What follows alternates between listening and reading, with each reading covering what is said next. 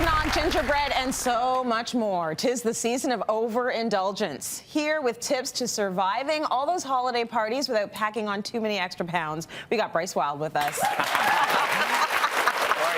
I'm ready to indulge. I don't know about you. I'm always ready to indulge. So That's what the season's about. It's what the season's about. So let's talk a little bit about how we can maybe balance it out a bit so that we're not feeling totally crazy and we can't fit into anything in January. So I guess I would start up here first. So what we just did was all about expectation. Yes. We both look forward to it, and so therefore we're going to do it. It's nothing short of self-fulfilling prophecy. We're going to do it. We're going to do it. We're going to do it. Here's some tips and tricks to do it with maybe a little more confidence and less potential outcome around the belly. Right? Got it.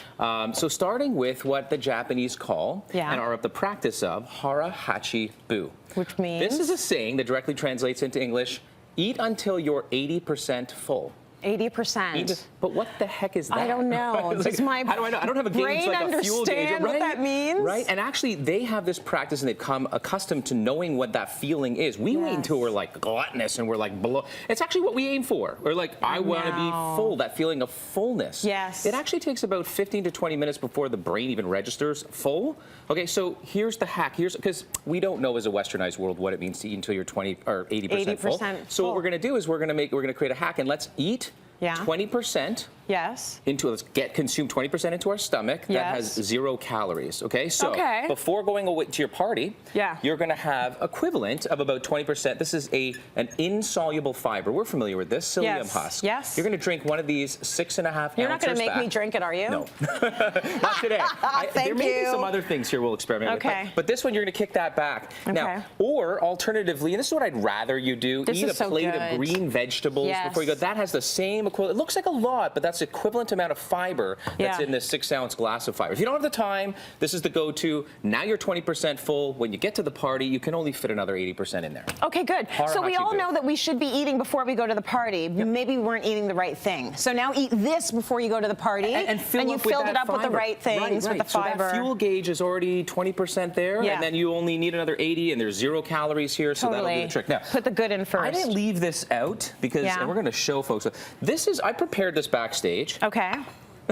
I just took an apple and I chewed it the right way and the wrong way. Okay, I couldn't think of a better example. All right, so this is the wrong way to chew your food. It's not really broken down, is it? It's not broken down. See, your food, especially carbohydrates, needs to mix with amylase, which is an enzyme, starts with your saliva, and then later on to your digestive tract. You got to turn, in this case, an apple into applesauce. You got a steak into steak puree, okay? Potatoes into mashed potatoes. Okay. And then so about 30 or so chews, and it's soup, and then down the hatch. I'll tell you why. What that's going to do is actually take a lot longer time to consume the food that you'd otherwise be wolfing down, and ultimately everything will be digested. It's a fallacy that you're not going to break the food down, but it's going to take longer to eat, and guess what? That receptor, the 20 minutes it takes for your stomach to say, hey, brain, I'm full now, that's going to happen sooner.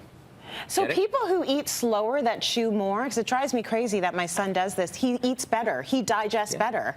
It's a better thing to do, it's a better habit to get into, but you actually have to start that habit. Like, I eat like a Hoover. Especially on the run, and don't we all? Like, there's no time. Right. And so you do that, and you're more likely to pack on the pound. So yes, science does show the more you chew your food, the more you're mindful about what you're eating and mix it with the amylase, the less you're going to pack on the pound. Okay, good. Thanks for doing that gross experiment for us. I put it away.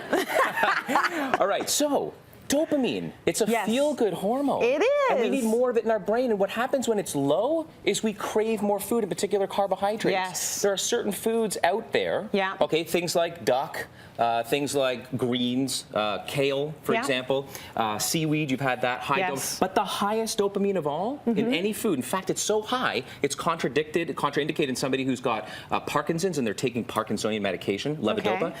Fava beans. Fava beans? Fava beans will make you happy? Well, not only make you happy, stave off and control appetite. So I made a wonderful little fava bean delight this year. These are some artesian crackers, and on them I made a fava paste. So it's just fava beans, olives, some sage, and then some bell peppers, onion, garlic, seasoned with salt and pepper.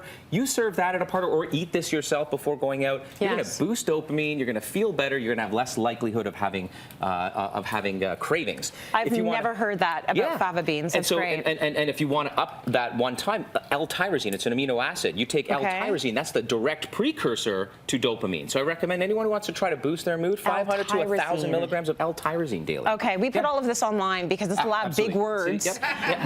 People like to be able to go back and check in because they do love your advice. So L-tyrosine and fava beans and throw them all together for a good time. I created something, and we'll have it on the Cityline.tv. I created the dopamine diet, and there's a bunch of different foods and recipes, and we'll have that up online. We need to be happier. Yeah. So if you're going to do anything this season to avoid packing on the pounds, literally what we have seen, science shows, is over the holiday season, 5 to 10 pounds just from sugary drinks. Oh, boy. Especially high fructose corn syrup drinks. All these colorful pops here, just out. That's my advice. Just out. Okay, go to just don't do it. Just don't do it. Okay. And you're not supposed to drink diet pop either. No, really, that signals the brain to So don't do the diet, don't do the regular, just don't do it. Just don't do it. Okay. So when it comes to alcohol, don't tell me don't do it. No. You're gonna have fun. We're gonna lavish. Here's the tips. A couple of tips here. The darker the drink, the more the congeners. What's the congener? Congener are the chemicals within the drink to process a particular, to distill the particular drink in question. So in the case of red wine or a brandy or a scotch, the more likelihood you will have a hangover. Okay? Oh, if it's darker? Absolutely. The higher chance of a hangover. The more toward the whites or lights, the less chance. But here's what I really want to strike home. Here's what I want to get across. For every drink, if you want to avoid a hangover and also reduce the pounds, for every drink in between comes a glass of 68 ounce of water. Water. Drink water, drink water. Do not go to bed without electrolytes. So simple lemon, blackstrap molasses, and Himalayan rock salt. 8 ounce, mix that. Down the hatch to bed. Okay. Also, lastly, don't reach for acetaminophen. Go for ibuprofen the next morning. And also some B vitamins. This will help to subdue the hangover, okay? Ibuprofen and B vitamins. B vitamins, exactly. Not acetaminophen. Studies show even taking one really rocks the liver after a night of drinking. Oh, really good. Did you guys write that down? Yeah. Okay, good.